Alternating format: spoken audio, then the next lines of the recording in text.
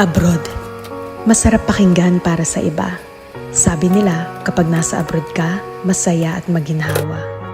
Pero ang totoo niyan, kaakibat nito ang lungkot at pangungulila. May mga panahong gugustuhin mo nalang sumuko, pero nangingibabaw ang tanong na, bakit ka nga ba nandito? Oo, may mga maswerteng nakakaangat sa buhay. Pero aminin nating hindi lahat pinapalad na magkaroon ng magandang buhay. Basta tandaan mo, lahat nagsisimula sa pinakababa bago ka makarating sa itaas. Kapalit ng bawat paghihirap ay ang buhay na pinapangarap. Walang imposible sa taong may tiyaga. Magugulat ka na lang na palitan na ang mga salitang pagod na ako ng buti na lang hindi ako sumuko.